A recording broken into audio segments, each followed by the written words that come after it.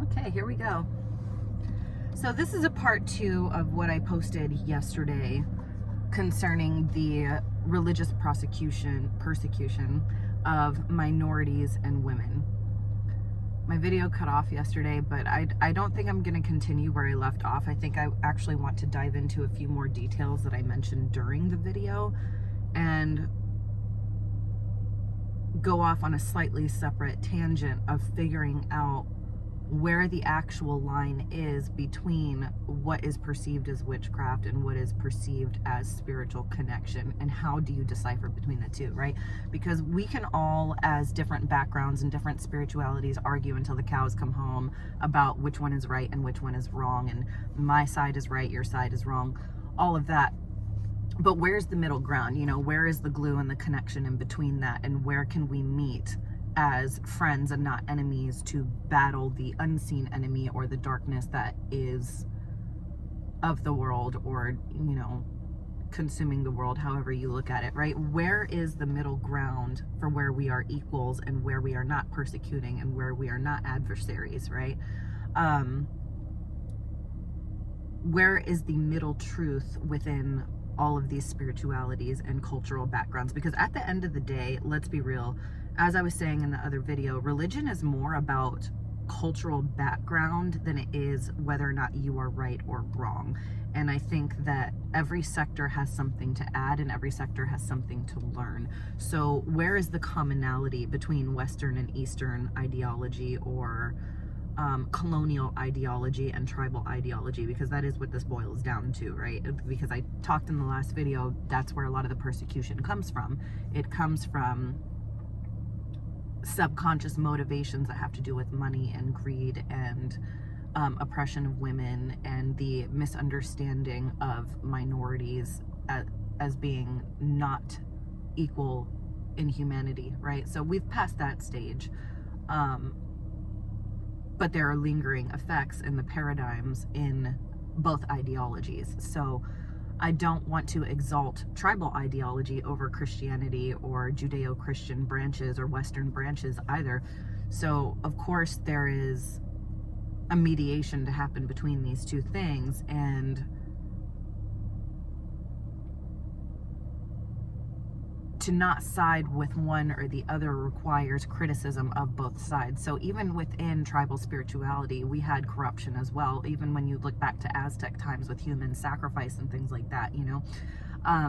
But I do want to discuss some hypocrisies and some commonalities, and I want to give the main deciphering points.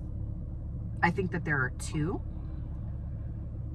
when it comes to diagnosing what is actually fighting for love and light and what is actually fighting for darkness, and it not being limited to what particular branch or what color of your skin, you know, and the particular practices. So here's how you can decipher it.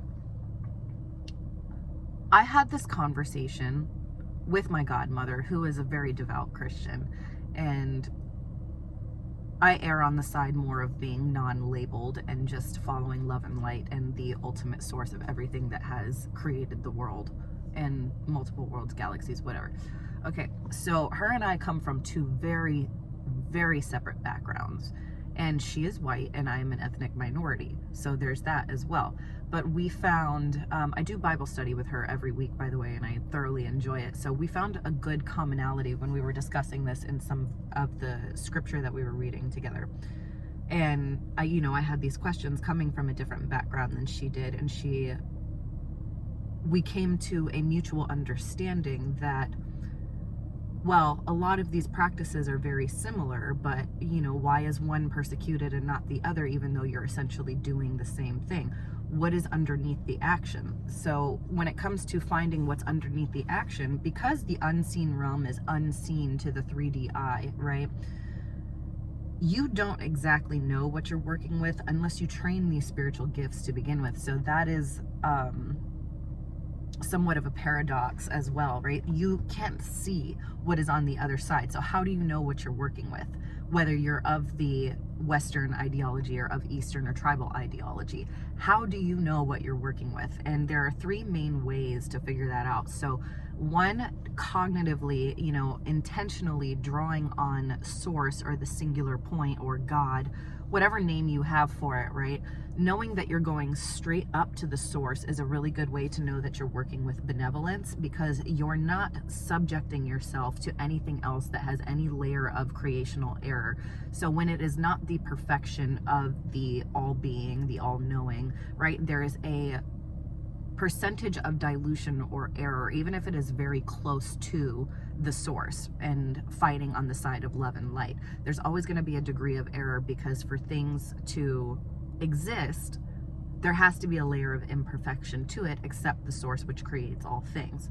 Most people can agree that are spiritually focused or religiously focused that there is a singular point. Even polytheistic religions will say that, you know, there is a God that created all of these other gods or all of these other angels or whatever. So most of them will find some kind of point of singularity, even if they don't call it God. So there's that. There's a commonality there. Now, how do you know whether that singular point is a good or a bad entity overseeing everything? And how do you know if that is what you are drawing on? So we also talk about this in Christian circles, but it's discussed in New Age circles and, you know, Native American shamanism, all of that stuff. So intention and feeling, the same thing that we focus on as New Age manifestors or instillers of miracles under the Western terminology. The same thing that we focus on is, what does it feel like and what is it saying to you? So not only do you intentionally ask for only the point of singularity, but on top of that, you train the discernment, which is a spiritual gift in and of itself, to say, what is it telling me to do? What is it telling me about myself? How is it making me feel? So there's the thought process, and then there's the heart process of, what does this energy feel like? And is it consistent? Or is it negative when I feel it? Is it asking me to do something negative? And then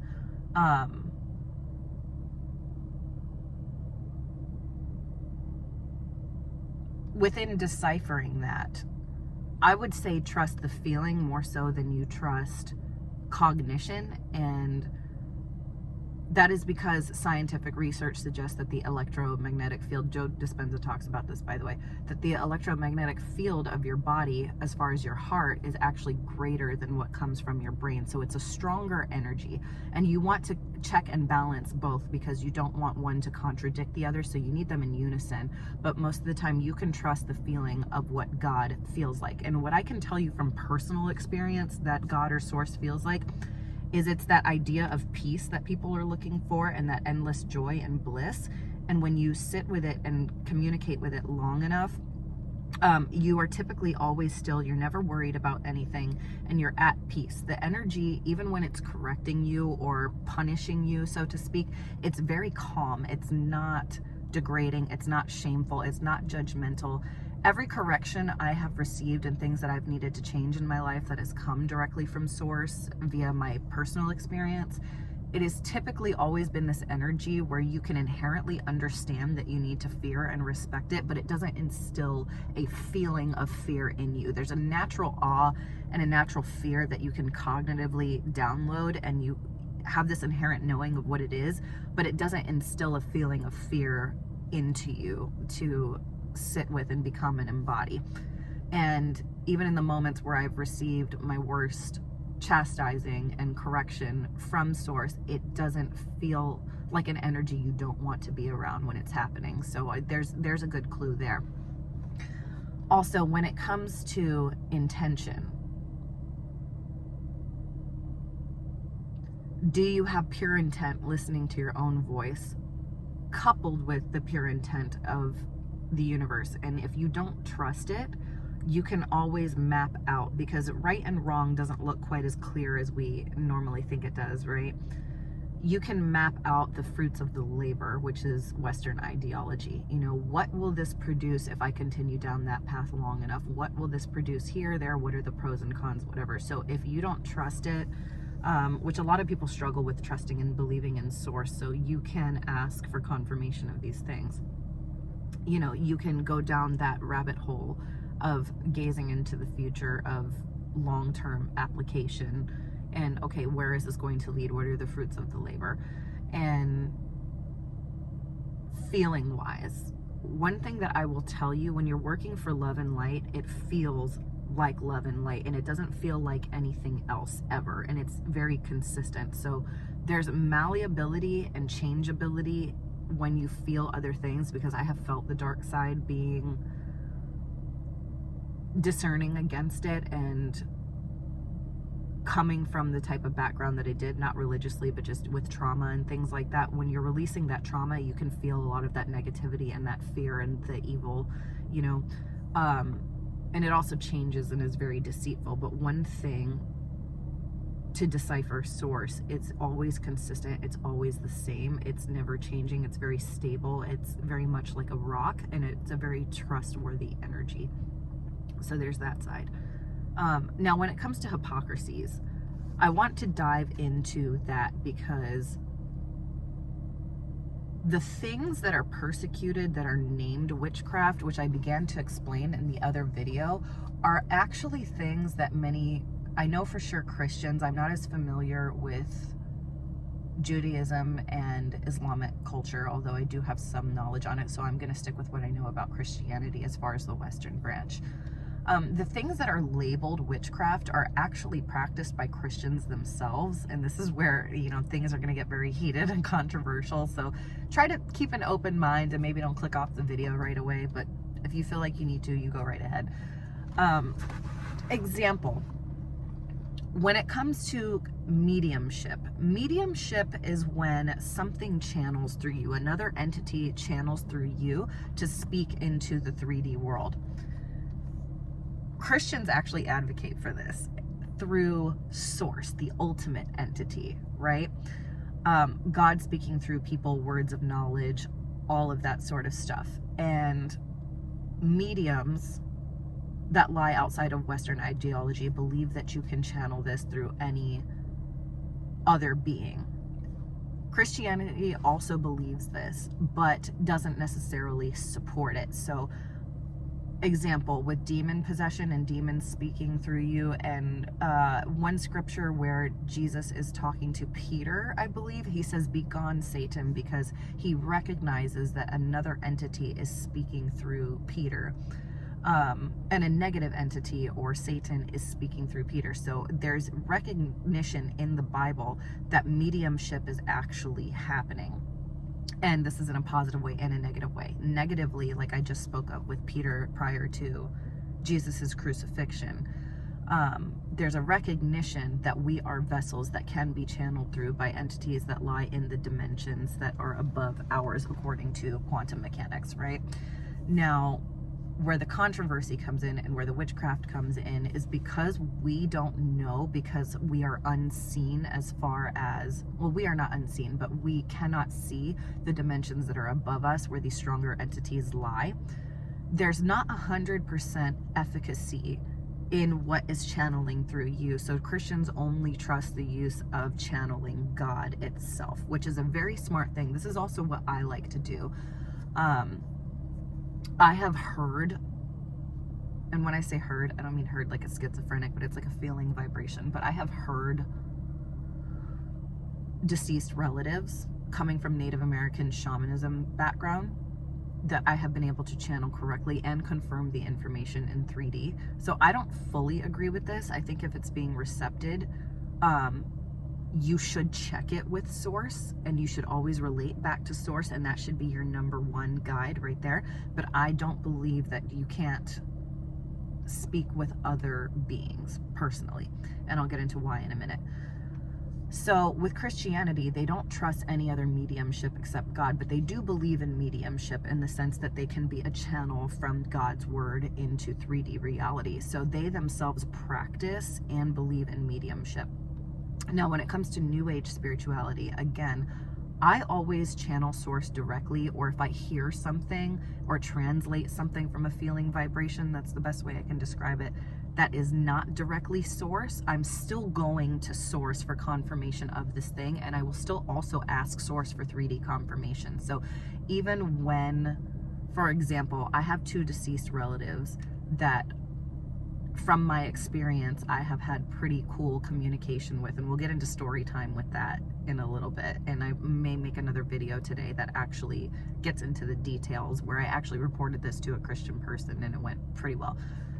Anyway, that aside, even when I receive that information, I still go right to source and check for the validity and the feeling and the message and all of that, the same discernment I just talked about earlier. Now, when it comes to witchcraft, when you look at the dictionary denotation of this, witchcraft is described the exact same way as spiritual gifts and miracles and blessings. However, there is an asterisk, and it will say something along the lines of, when you check these definitions, you can Google them, you can go Oxford Languages, Webster Merriam. Those are the two that I tend to use because they're a little bit more reliable. When you Google these definitions, there's always a same description of the actual act, but in addition, with witchcraft, there will be a, for malevolent purposes or for evil purposes, right? So this goes back to what I was saying about intent. There's, selfish use of things, there's evil use of things, there's harm that can come to you or somebody else. For example, when you have hoodoo and voodoo, where they sacrifice animals and bleed them out and that sort of thing. By the way, I am going to have a trigger warning on this video for anybody who's watching it, because I am going to discuss a few of these things. But anyway, so things that cause harm to nature, cause harm to people, whatever. It seems pretty obvious of what would fall under that umbrella, as well as harmful intent or selfish intent, I think greedy intent. So let's relate this to what I was saying about history. Using spirituality for malevolent purposes is witchcraft. This is something that Christians did when they enslaved native peoples. European Christians practiced witchcraft. It would fall under that definition because they used spirituality for malevolent, greedy, and selfish and harmful purposes. What is that? That is witchcraft. So that in of itself is hypocrisy from history. But why was it framed not in the people who were practicing it as well? Because I'm not going to say tribal peoples did not practice witchcraft and did not practice evil things. I'm not trying to repaint history the wrong way in the opposite direction either. But when those two things equate, right? So when tribal peoples have done more savage, harmful things that are witchcraft, but Christianity did it under that name as well, why is it only the tribal people that were put under that umbrella and put under that identity? So again, more hypocrisy with that. Now, let's talk about things like divination and fortune telling. Christians do this as well with word of knowledge and the laying on of hands and saying, you will receive this, whatever. So they speak words of knowledge that give people a word about their future, or tell them what's going to happen, or warning them when something bad happens, and that's perfectly acceptable.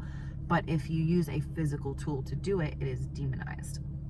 Let's also break this down when it comes to the laying on of hands in Christianity as well. Okay, so Reiki healers in New Age use their hands to manipulate the energy around the body, and sometimes they don't even physically touch the person.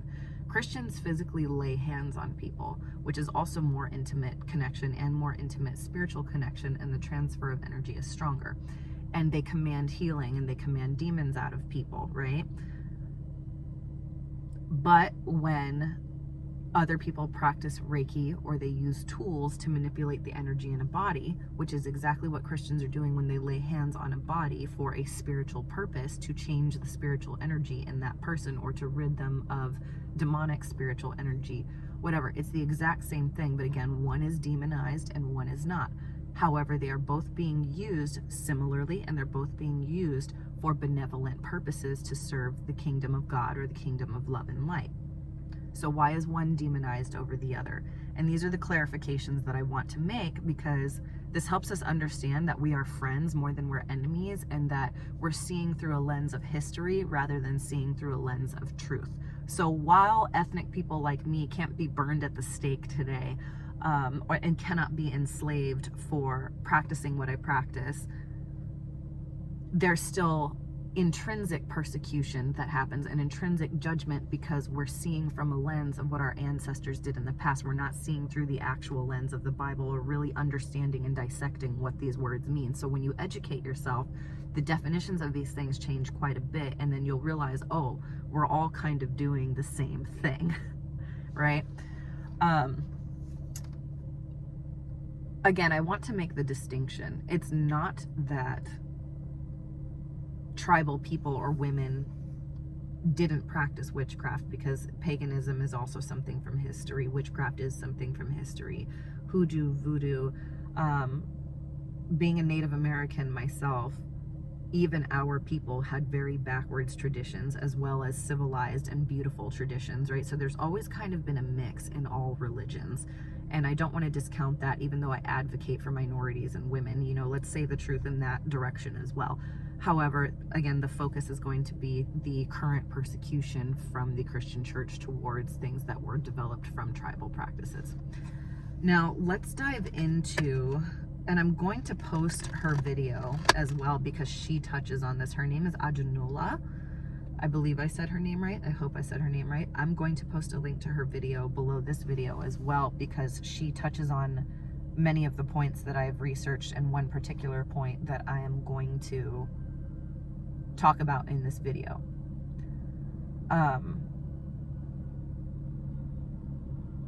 Something that we're in tandem with. The Christian church during corrupt Roman times, right? We all know the establishment of Christianity as a world religion, especially in Europe in 400 AD. Catholicism is the basis for the world-sweeping establishment of Christianity, and was, in my opinion, my not so humble opinion, a corrupt form of Christianity. Why? Because once you tie things into politics, it becomes diluted from its original form. So I don't believe that Catholicism was bad. I don't believe Christianity is bad. Can't say that enough. But once you have tied it into politics and world power, the usage of it gets tainted. Now, something that happened during this time, when it started sweeping the world, it actually swallowed and used a lot of things that tribal people and non-Christian people were using, and renamed it and kind of switched it, but used the same images, the same symbols, and changed the purposes of them, and then demonized the people who did not use them under that name. For example, two of the things that I'm going to bring up, there's been lots of research that even on temples and a lot of Catholic cathedrals, there are zodiac wheel layouts. And then the Pope's hat also looks like Dagon, who is what is the priest? He's a pagan priest, right? A pagan god that they worship. And the way that he is depicted prior to the takeover of Christianity, the Pope is now depicted almost exactly looking like Dagon. And again, Adunola explains this much better than I do, because that particular sector with dissecting paganism, I'm not an expert on, but I am pretty well versed in astrology and the zodiac and all of that, and how the Catholic Church actually swallowed it and covered up the usage and practiced witchcraft itself. So there's a lot of hypocrisy there as well. And she has a whole seminar where she talks about this for close to an hour in that video, which I'm going to post below this. There's a lot of hypocrisy and corruption. But I do believe that Christianity in its pure form was something meant to enlighten people and bring people closer to God, and do that through the union of physical matter and God as a spirit through Jesus. And I think that ultimately it was meant to unify itself with other religions and meant to show commonalities like what I'm doing in this video. And I think it's a very beautiful thing. I think it's something that should be dove into without bias, and just like every other book, just like studying Buddhism, just like studying the Tao Te Ching, just like studying Native American shamanism, you really want to dive in and detail all of these things so that way it's not demonized, because every religion and every spirituality has had its missteps and its corruption.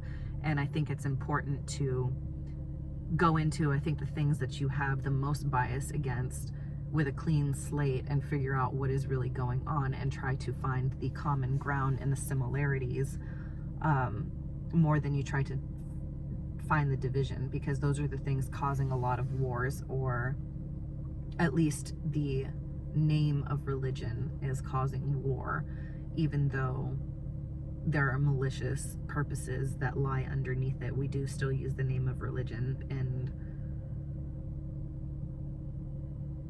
justification of dehumanization of people in relation to conflicting beliefs. So how do we mitigate that unless we try to look for beliefs that are not conflicting more than we look for beliefs that are conflicting?